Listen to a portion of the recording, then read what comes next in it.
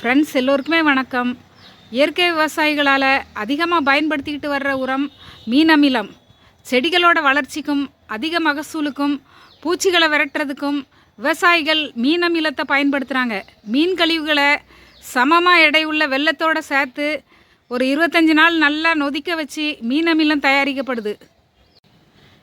மீன் கழிவுகளை மீன் அமிலமாக தயாரிக்காமல் அப்படியே ஸ்ட்ரெயிட்டாக கூட செடிகளுக்கு உரமாக கொடுக்கலாம். நான் என் செடிகளுக்கு கூட பலமுறை மீன் கழிவு உரம் கொடுத்துருக்கேன்.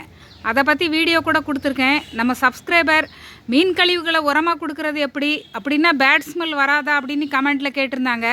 இப்போ அதை பற்றி தான் பார்க்க போகிறோம். மீன் கழிவுகளை உரமாக கொடுக்கும்போது ஒரு சில விஷயங்களை மட்டும் கவனிக்கணும். என்னென்னா, ஒரே இடத்துல நிறைய மீன் கழிவுகளை வச்சு மூடிடக்கூடாது. அதே மாதிரி சின்ன செடிகளுக்கும் கொடுக்கக்கூடாது. தொட்டிகளில் செடி வைக்கிறதுக்கு முன்னாடியும் இந்த மீன் கழிவுகளை போட்டு மண் நிரப்பி செடி வைக்கக்கூடாது. எப்படின்னா, காய்கறி கழிவுகள் காஞ்ச சருகள் எல்லாத்தையுமே அடியில் போட்டுட்டு அதுக்கப்புறம் மண் கலவையை போட்டு செடிகள் வைப்பாங்க. அதே மாதிரி இந்த மீன் கழிவுகளை போட்டுட்டு நம்ம மேலே செடி வைக்கக்கூடாது. நான் ஒரு தடவை என்ன பண்ணேன்னா, ஒரு தொட்டி காலியாக இருந்தது. அந்த தொட்டியில் நிறைய மீன் கழிவு, ஏன்னா மொத்தமாக மீன் வாங்குறப்போ நிறைய கழிவுகள் சேர்ந்தது. நான் அதை வைக்கிறதுக்கு டைம் இல்லாமல் தொட்டி தான் காலியாக இருக்கேன்னு இந்த தொட்டியில் நல்லா பள்ளம் எடுத்து தோண்டி மேலே மண்ணை போட்டு மூடிட்டேன். அதுக்கப்புறம் என்னாச்சுன்னா, ஒரு கருவேப்பிலை செடியை நடலான்னு அந்த மண்ணில் மேலே வந்து நட்டுட்டேன். அந்த கருவேப்பிலை செடி ஒரு 4-5 நாளில் ரொம்ப வாடிடுச்சு.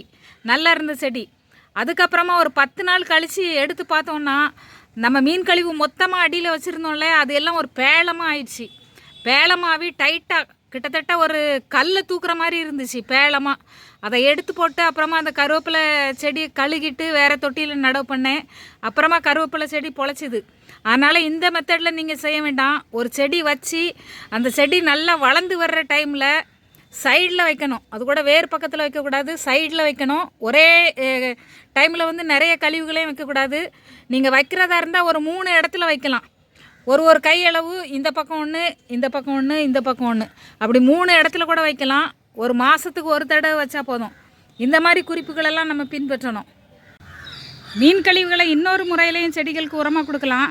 இந்த மாதிரி ஸ்ட்ரெயிட்டாக தொட்டிகளுக்கு உரமாக கொடுக்காம ஒரு தனி தொட்டியில் மண்ணோட கலந்து நல்லா மக்க விட்டுறணும். கிட்டத்தட்ட 1 மந்த் அதை நம்ம எடுத்து பார்க்கவே கூடாது.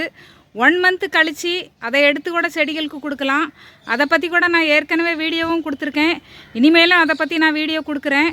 இப்போ மீன் கழிவுகளை எப்படி செடிகளுக்கு உரமாக கொடுக்குறதுன்னு பார்க்கலாம். 18க்கு 18 அளவுள்ள பிளாஸ்டிக் ட்ரம்மில் தக்காளி செடியும் இருக்குது, மேரிகோல்டு செடியும் இருக்குது. இதுக்கு தான் நம்ம இப்போ மீன் கழிவை உரமாக கொடுக்க போகிறோம். முதல்ல இந்த மாதிரி பள்ளம் எடுத்துக்கிடணும். கொஞ்சம் ஆழமாகவே எடுத்துக்கிடணும். எந்த உரம் வச்சாலும் அதுக்கு முன்னாடி கொஞ்சம் மண்ணையும் நல்லா கிளறி கொடுத்துடணும். இப்போ மீன் கழிவை உரமாக கொடுத்துடலாம். நான் சின்ன மீன்களோட கழிவு தான் எடுத்து வச்சுருக்கேன். எறா கழிவுகளும் கொடுக்கலாம். பெரிய மீன்களோட கழிவுகள் கொஞ்சம் மக்கிறதுக்கு நாளாகும்.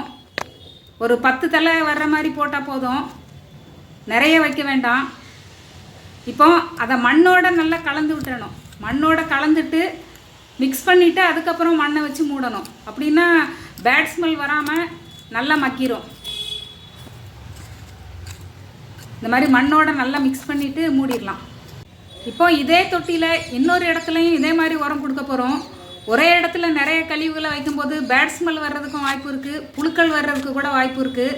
அதனால் ஆப்போசிட் சைடில் ஒரு குழி எடுத்து அங்கேயும் கொஞ்சம் கழிவுகளை போட்டு இதே மாதிரியே நம்ம மூடிடலாம் மண்ணோட கலந்து. இப்படி நம்ம மூடி வச்சுட்டு 1 மாதம் கழித்து நல்லா மண்ணோட கலரி விட்டுறணும். 1 மாதம் கழிக்கும்போது அடுத்த தடவை உரம் கொடுப்போம் இல்லையா, அதுக்கு முன்னாடி இதை நல்லா மண்ணோட மிக்ஸ் பண்ணி விட்டுறணும். இந்த உரம் கொடுத்து 15 நாளையிலே செடிகளோட வளர்ச்சி ரொம்ப அபாரமாக இருக்கும். நீங்கள் ஒரு தடவை வச்சு பார்த்துட்டு அதுக்கப்புறமா நீங்களே ரிசல்ட்டை கமெண்ட்டில் சொல்லுவீங்க. நம்ம ஒரு சொரக்க கொடியை பார்க்குறோம். இந்த கொடி பூ பூக்கிற ஸ்டேஜில் இருக்குது. இந்த மாதிரி நேரத்தில் மீன் கழிவு மாதிரியான சத்தான உரங்கள் கொடுத்தோன்னா நிறைய பக்க கிளைகளோட இந்த செடிகள்லாம் நல்லா வளர்ந்து நிறைய காய்களும் நமக்கு கொடுக்கும். அந்த தக்காளி செடிக்கு கொடுத்த மாதிரியே நல்லா பள்ளம் ஆழமாக எடுத்துக்கலாம். இதை பூச்செடிகள், பழச்செடிகள், காய்கறி செடிகள் எல்லாத்துக்குமே கொடுக்கலாம். நம்ம மீன் கடையில் மீன் கட் பண்ண கொடுக்கும்போது அந்த இடத்துல மீன் கழிவு வேணும்னு கேட்டாலே அவங்க ஃப்ரீயாகவே கொடுத்துருவாங்க. போகும்போது ஒரு பிளாஸ்டிக் பக்கெட் மாதிரி எடுத்துகிட்டு போங்க. நல்லா வாங்கிட்டு வந்து எல்லா செடிகளுக்கும் உரமாக வைக்கலாம். தரை தோட்டத்தில் இருக்கிற செடிகளுக்கு கூட நல்லா தாராளமாக உரம் கொடுக்கலாம். ரொம்ப நாளாக காய்க்காமல் நிற்கிற செடிகள் கூட இந்த மாதிரி உரம் கொடுத்தா நல்லா காய்க்கும். இப்போ இந்த மாதிரி கழிவுகளை வச்சு மூடி விட்டுடலாம். மூடி விட்டுட்டு அந்த செடி இப்போ எந்த சைஸில் இருக்குதுன்னு பார்த்துக்கிடுங்க. இப்போ ஒரு 10 நாள் கழித்து நான் மறுபடியும் இந்த செடியோட வளர்ச்சியை நான் உங்களுக்கு காட்டுறேன்.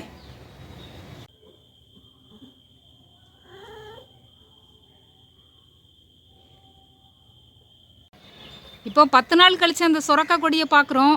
எவ்வளோ தளன்னு வளர ஆரம்பிக்குது பாருங்கள். எந்த பேட் ஸ்மெல்லும் வரல. செடி நல்லா இருக்குது பாருங்கள். இந்த உரத்தை மண்ணுக்கு கொடுக்கறதுனால அதிகப்படியான நைட்ரஜன் கிடைக்குது, பாஸ்பரஸ், கால்சியம், இரும்பு சத்து, இன்னும் பலவிதமான சத்துக்கள் செடிக்கு கிடைக்குது. மண்ணில் நிறைய நுண்ணுயிர் பெருக்கமும் ஏற்படுது. அதனால் நீங்களும் இந்த செலவில்லாத உரத்தை உங்கள் செடிகளுக்கும் கொடுங்க. இப்போ நம்ம உரம் கொடுத்த தக்காளி செடியை பார்க்குறோம். இந்த ட்ரம்மில் இருக்கிற எல்லா செடிகளுமே நல்லா இருக்குது பாருங்கள். நல்ல பச்சை பசேல்னு வளர ஆரம்பிச்சிருக்கு. இந்த உரத்தினால எந்த பாதிப்பும் இல்லை, எந்த பேட் ஸ்மெல்லும் இல்லை. இப்போ இந்த சத்தான உரம் கொடுத்துருக்கோன்னு இதோட நீங்கள் விட்டுறாதீங்க. இந்த மண்ணுக்கு நீங்கள் மல்ச்சிங் பண்ணி விட்டால் ரொம்ப நல்லது. காஞ்ச இலைசருகள் மாதிரி உரங்கள் கூட நீங்கள் கொஞ்சம் சேருங்க. அப்போ தான் மண்ணில் மக்கும் சத்து இருக்கும், நுண்ணுயிர்கள் தங்குறதுக்கு இடமா இருக்கும். அதனால் நீங்கள் இந்த குறிப்புகளையும் பின்பற்றுங்க. இந்த உரம் கொடுத்ததோட அதோடு நம்ம விட்டுறக்கூடாது எப்போவுமே. இந்த வீடியோ உங்களுக்கு ரொம்ப பிடிச்சிருக்கோன்னு நினைக்கிறேன். பயனளிக்கும் விதத்தில் அமைஞ்சிருக்கோன்னு நான் நம்புகிறேன். நீங்களும் அப்படி நினச்சிங்கன்னா என் சேனலை சப்ஸ்கிரைப் பண்ணுங்கள், உங்கள் நண்பர்களுக்கெல்லாம் ஷேர் பண்ணுங்கள். மறக்காமல் உங்கள் கருத்துக்களையும் கமெண்ட் செக்ஷனில் பதிவு பண்ணுங்கள். நன்றி, வணக்கம்.